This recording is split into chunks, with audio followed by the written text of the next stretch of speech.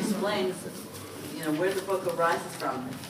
Seeing in Three Dimensions, the title refers to a deeper process of seeing in three dimensions and seeing the world with truth, in truth and reality. And the three-dimensional seeing is more than just seeing with depth, but seeing with the depth of the world and the truth. But the fact of the matter is that I had an experience with vision therapy that actually taught me to see the world with the depth perception, at least temporarily. That's what this essay deals with. So I'm going to just read it to you. It's very short, or fairly short. So the essay is called Seeing in Three Dimensions, Space, Matter, Love. And it opens with a quote from Gerard Manley Hopkins. The world is charged with the grandeur of God. And then my own quote from it starts with, as an older adult with severe double vision, no depth perception, and convergence insufficiency, I saw a special vision therapy trained optometrist for about a year. The experience I read about happened just before I ended treatment. Early one morning, well before dawn lightened behind the fence of trees to the east, I went to move my snowed-in car to make way for the clouds. As the automatic door opened, letting me out into the cold, I could see that falling snow against the street lamps made sparkles and sparks. I headed towards the car, thinking of nothing but the cold. Then my brain clicked, like the flip of a switch, and something in my visions changed. Instead of seeing the snow fall in a sheet, curtain-like in front of me, as I always had before, I now walked inside it, as if in a snow globe, separate flakes plummeting around me, each on a separate, different plane, riding a separate moving point in space as it fell. Startled, I blinked my eyes, thinking the curtain would close in again. Nothing. I looked down at a snow-covered bush next to me on the sidewalk. The ends of its bare twigs were lightly mounded, contrast heightened, the whiteness of the snow and twigs gently vibrating with laser-etched clarity and precision of detail. I can only describe what came over me then as a feeling of connectedness, of affection for the universe. I smiled as I stood there, realizing that I was seeing depth. I was seeing space and the spaces between things for the first time. At least for the first time that I could remember. For the first time since who knows how long. That was all. And it was everything. I had a dream once that I never forgot. A dream in which I actually ate chocolate. I tasted it and I swallowed it. And in which I stroked a cat and was able, even in the dream, to feel the soft silkiness of its warm fur. Both of these acts, though in reality mental, not physical, took enormous effort, even courage. I felt, while sleeping, that if I were to break the spell of whatever made these experiences forbidden, neurologically speaking, something would happen. It was not clear to me at the time of this dream whether it would be catastrophic or miraculous. And as a result, while I managed to push through those barriers, even in sleep, my apprehension, indeed my terror, was immense. This experience in the snow felt very similar. Space, I saw with sudden, breathtaking enlightenment, is not negative. The, quote, negative space artists speak so passionately of doesn't exist. Space is real, a solid kind of stuff that gives definition and substance to matter. In fact, if space, the medium that surrounds everything, could have changed the ordinary boxwood in the snow before me into a burning bush of miracles, what couldn't it do? Now, I admit that contemplation of snow-covered shrubbery and snow-buried cars and yellow street lamps, among other things, in sub-freezing temperature has never been my favorite way to spend an early morning. Nevertheless, it was a long time before I went indoors. Finally, rubbing my hands to warm them, I made my way to my computer to jot down some notes. And when I put up my fingers towards the keyboard, I was immediately taken by the fact that my hands went outwards into space. And then the very sight of the keyboard elevation made my heart ache. What could be lovelier than the fact that the keys themselves protruded above the keyboard? The words themselves were palpable and delicious, not just with possibility, but with reality. Outwards, protrude, elevate, above. My typing fingers hovered in tangible space above the keys, and I could see that there was a space between my fingers and the keys. Indeed, it was a small miracle the way space gave form to those small squares, indented just slightly to fit the pads of my fingertips. All this was too much for me. And alone in my room, I found myself laughing aloud. Suddenly, the whole world was friendly. I went around my apartment. Look at this. Look at that. I couldn't pry my eyes from things. Dish towels announced themselves. And as their threads stood up, cupped and rounded by space, each one loved into being by the fact of the empty air that surrounded it. Folds struck me as the most beautiful objects I had ever seen. Folds in terry-cloth fabrics differed utterly from folds in other fabrics. Even paper bent around an angle, embracing a fold, allowed sculpted space on each side to nearly bring tears to my eyes. Who would have thought that material, bent, could become a form of such magnificence? And on it went. Doorknobs yearned, reaching out from doors into space. Bookshelves provided welcoming recesses, intimate and implicit with corners, as if saying, come in, we will protect you. There were delicious concavities in every spoon. My circuit of the room over and over would have been ridiculous had not everything been so lovely and so thoroughly devastating. Snow-covered bushes, computer keyboard, a hand, or any nose extended into the air. I understood in an instant that it was space, this lovely, positive space that sculpts the entire world, just as a sculptor carves stone. I knew then that it is only because most people get so used to depth perception all their lives that they lose all ability to perceive the beauty of space, to see how much space quite literally embodies. Later, the vision faded, and as my eyes relaxed, my ability to see 3D was lost.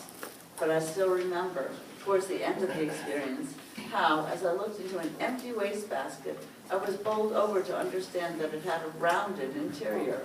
The sheer interiority of it, the fact that the space inside it implied roundedness so matter-of-factly that I did not have to feel it to know this.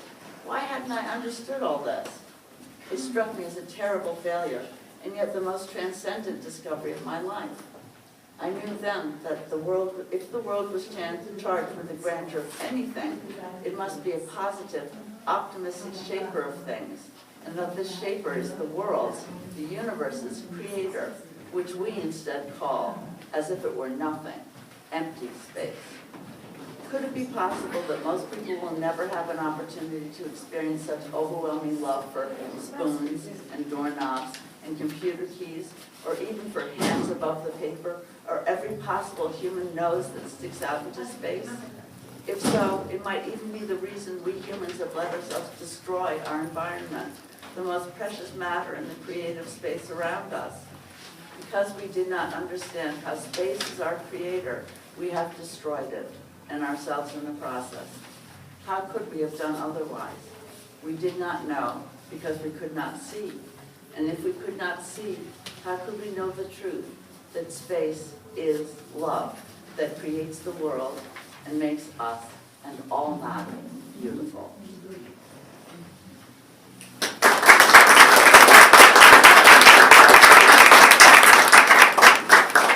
So tell me, how many people here really adore poetry and just really want to hear poetry? Yeah. That's a handful. How many people here are secretly afraid of poetry and don't know that they really want to hear poetry? I saw a hand, an honest hand, an honest hand. This one. We all agree with you. Do you have anything to say? Okay, this poem is to the reader, and it's to people who aren't sure that they really like poetry. My first book had a poem called The Beginner's Manual, and that was a poem for beginners, of people who are really afraid of poetry. This is for people who read, but don't necessarily read poetry. And I say thanks to Helen Vendler, who wrote a book called The Music of What Happened. So the last line of this poem is thanks to Helen Vendler.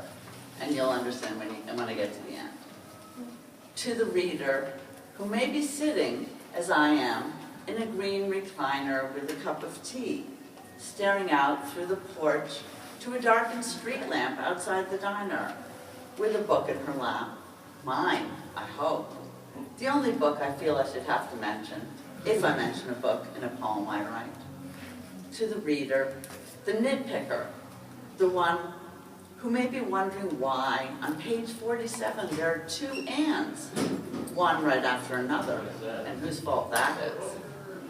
And to the reader who may be tired after a long ride home on the bus after dark and a meal not worth mentioning, who picks up my book but finds his eyes closing after he opens the cover.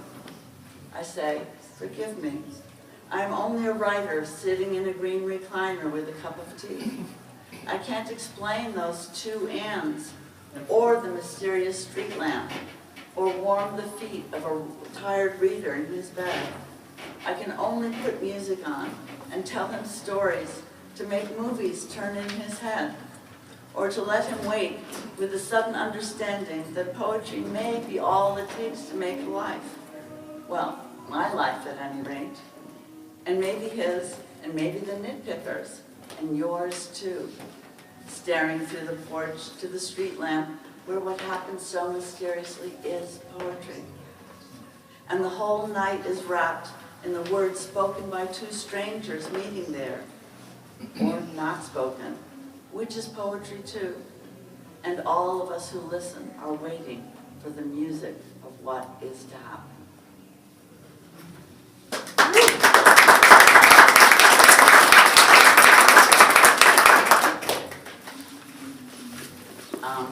This next poem means a lot to me. That doesn't mean a lot to you, but when I was 9, which makes it my 10th Christmas, I think. I can't figure the math out, but I wrote it as my 10th Christmas. My family spent a year in England, and at that Christmas, we actually spent it in Switzerland, where my father played Father Christmas, but I call him Santa Claus in this poem. And all the children lined up to get one Christmas present from Santa Claus. And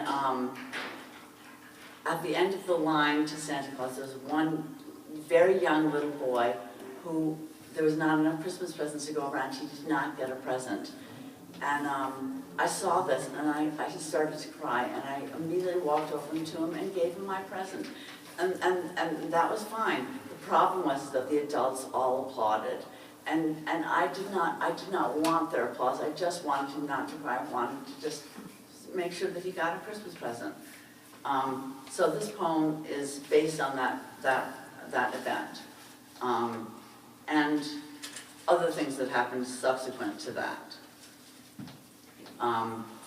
And you probably all know what the muses are, but in case you don't know, it's essentially the Greek word for spirits that inspired art, poetry, music, and dance.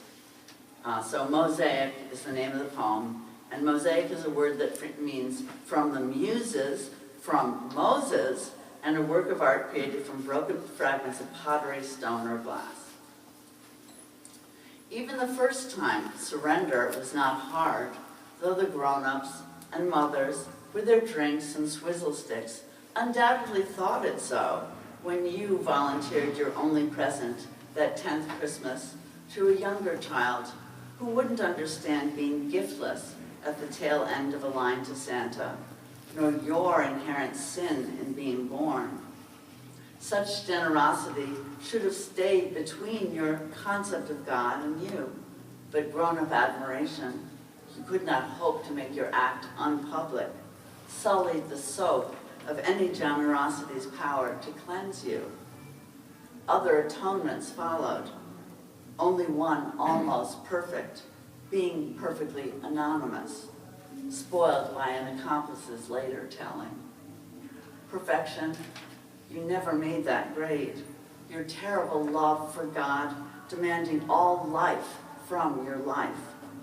No one told you live a lot, not in words that made it matter, though they doubtless counseled live a little.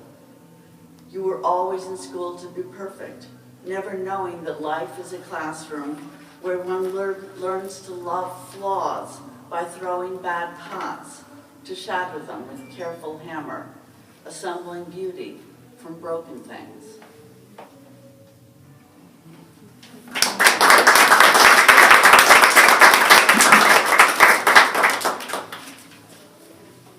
So, how's everybody feeling? You want another poem?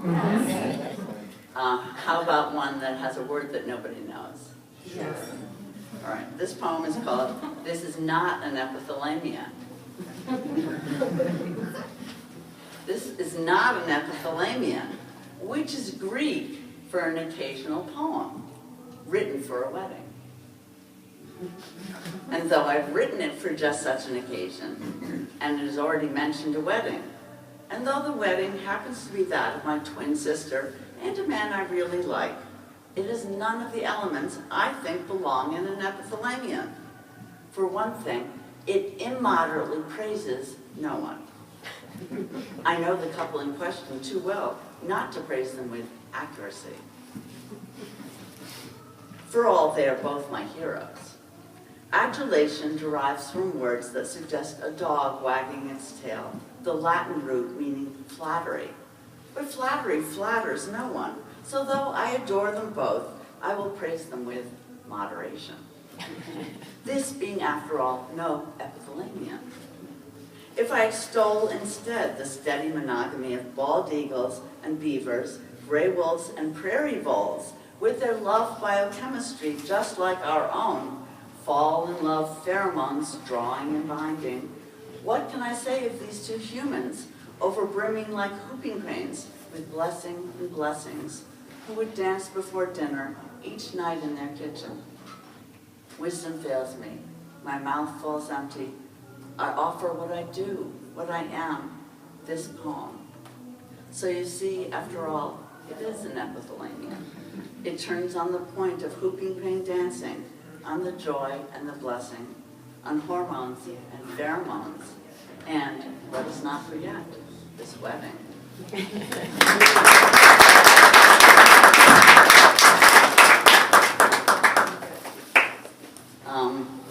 I'm going to turn to more, well, since the display of my art tends to focus on one mad art and anti-psychiatry art, if you will, or the fourth view psychiatry art, I'm going to do a few mental health poems, for lack of a better word. So this next poem is called Tyrannosaurus Rex, and it's not dedicated to my father, but it has my father, Howard Spiro, MD, 1924 through 2012, in italics under the title. So you can take that as for what it's worth. Tyrannosaurus Rex. Tyrant, they called you. Emperor, bully. The first time I was in the psychiatric wing. Yes, you finger painted, getting down on your knees to smear pigment with stiff abandon. But afterwards, in the hall, when I froze, contorting, you let the whole world of the ward know your scorn, imitating me, calling me crazy. I seemed finally better.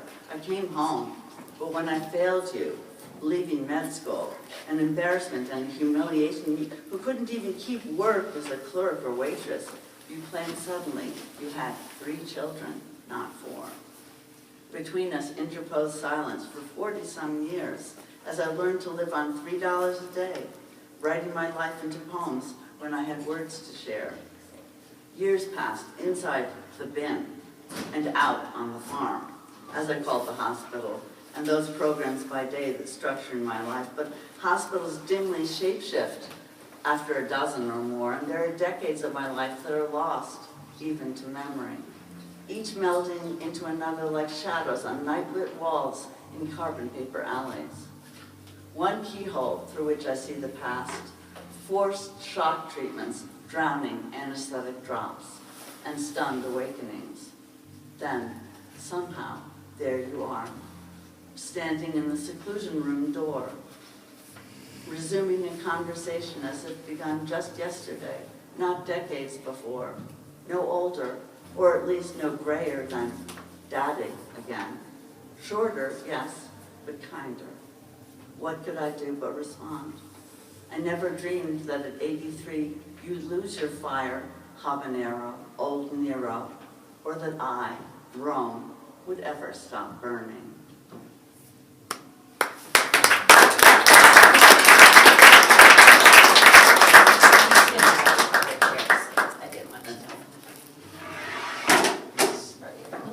This next one is called Forgetting to Remember. And the epigraph is multiples, former shorthand for people diagnosed with multiple personality disorder, believed to arise from early sexual trauma and abuse, now considered a dissociative disorder. 2 suicides, and such a multitude of multiples wrung from their imagination the year I was there by student psychologists eager to make names for themselves. The halfway facility would be shut down for good the next year, but not before seeds of uncertain certainties were sown. Repressed memories miraculously recovered from the abyss of incest, sodomies, satanic abuses. So even my stalwart insistence on a happy-go, not so unlucky childhood became stained by the sepia of doubt. Had I really escaped such clutches?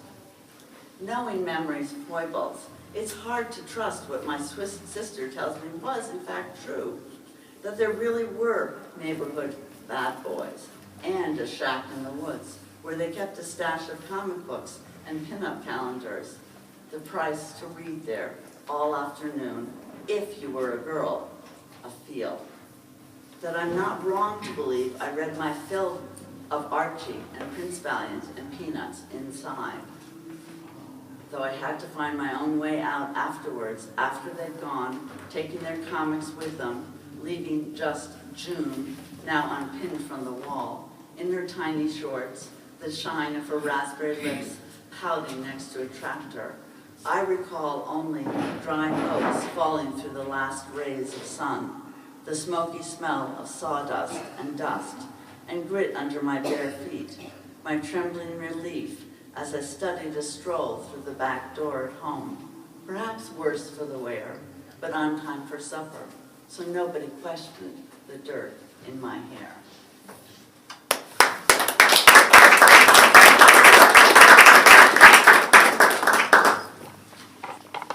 Are you still game for a few more? Mm-hmm.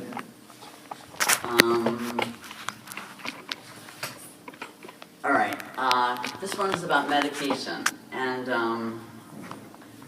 I've been through the mill on medications. I've taken everything from 1,500 milligrams of Thorazine plus 1,000 milligrams of Maloril, which are the old drugs, you know, the kinds that you talk about, the Thorazine shuffle. And I've been on the newer drugs, and I'm still on the newer drugs. It's, screw it. But, I don't think they do a damn thing, but I can't get off of them. So, whatever. Anyhow, one of these pills I had a very untoward reaction to. And this is my poem that arose from this drug, which I quickly got off of. But I got this poem from it, from my reaction to it. The poem is called Distemper. A new pill for distempered minds leaves me, myself, untempered. Not that being less prone to tempers is a bad thing. For instance, I no longer snap and seize at the fluorescent shatterings of daily living. But this placidity borders on clinical torpor, so that even daytime television seems like a worthwhile invention. As good a way to spend 16 hours as any other. I'm awake all day and all night, too conscious, thinking.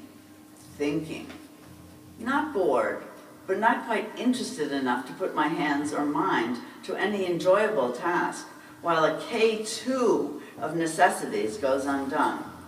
Dishes, laundry, cat litter, all insurmountable molehills. The ancient cathode ray flickers, and the talkies chatter on. Deep in my chair, smoking away 5 years of non-smoker sobriety, my drugged eyes fix 6 hours on America's Top Model. And then on a woman heavy with twins who smiles beatified upon her 19 kids and counting. A dozen should-dos fog me into lumbering up, and I aim myself towards too many goals to count. But quickly all recede into a cave of twilight. Time for junkyard wars on Channel 101. I sit back down, light another cigarette, and press on the remote.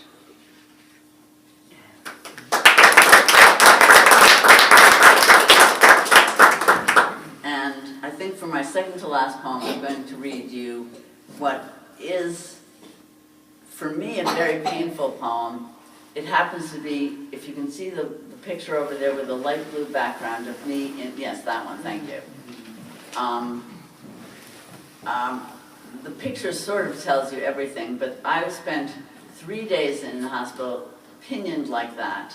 3 days without food or water, or no food, no water, no bathroom, one bathroom break, one bathroom, to tell the truth, absolute truth. I had one bathroom break, and then they put me back like that. Nobody in the room with me, a curtain over the window in the wall, in the door, and it was horrendous. And then later they said, the aide said to me that the doctor told him that schizophrenics don't react to restraint the way normal people do. They don't feel them. And, okay, so I have no response, I had no response to that because they'd heard me begging to be let free, and what could I say? Anyhow, poem in which I speak frankly, forgive me. And the epigraph is Gomer, ER speak for troublesome, unwanted person in the emergency department, acronym for Get Out of My Emergency Room, Gomer.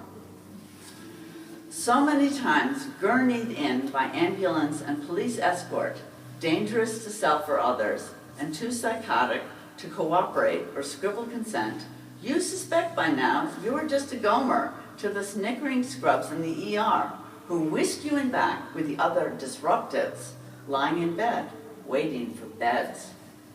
When you dip paranoid into the inkwell of your purse, extracting a paring knife, more amulet than effective protection, they strip search you, then unblinking eyeball you all night through a bulletproof plexiglass window. In the morning, 15-day papered so you can't leave, they send you ominously upstairs. Later, at home, the voices decree your left leg should go up in flames to atone for the evil within. And you listen, and you do it. You do it. The searing flare of cobalt actually crackles. This time you tell no one. The char too deep for pain, until fear of worse trumps your fear of being taken away. This is not the story of your life. It's not the story of your life. But every time a hulking goon squad clamps restraints around your flailing wrists and ankles, threatening to prosecute you for biting those hands that shackle you, you wonder if there will be any other.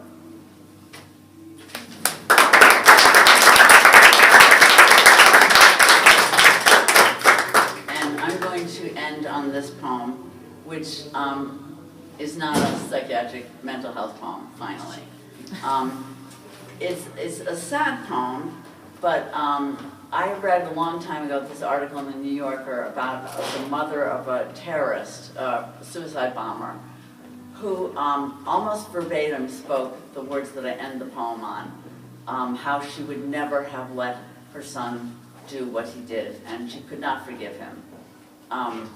And I reworded what she said, but I was so struck by the word she used about how she would keep him inside her heart, that she would have sewn him into her heart to keep him from doing what he had done. So I was so taken by those words that I wrote a poem about it. I was afterwards, what the mother said. I was happy when those green birds flew shining into my garden. I thought it meant that Allah had smiled and fate would be kind, but the grindstone turned. For my son, the struggle was all. I did not know the meaning of his great determination to be al-Shahid al-Hayy, the living martyr. The small birds clung to the line for nearly an hour before they hurled themselves to the sky in a great shrill. Now I can think only of the gore of innocence on a shredded shirt I'd washed the night before, the blood on his Quran left on a bench nearby. I was ashamed when asked to claim him as my child. You ask me, am I happy my son has joined the martyrs? Do I rejoice to be the mother of a hero? Who cares of heroes or martyrs? I've lost my son. May those whom he murdered forgive me. Inshallah, we will not meet again. No, not even in paradise. But had I known of his plans, I would have taken a blade, sliced open my heart, and crammed him deep inside. I would have seamed it tight to seal him in. I would have never let him go.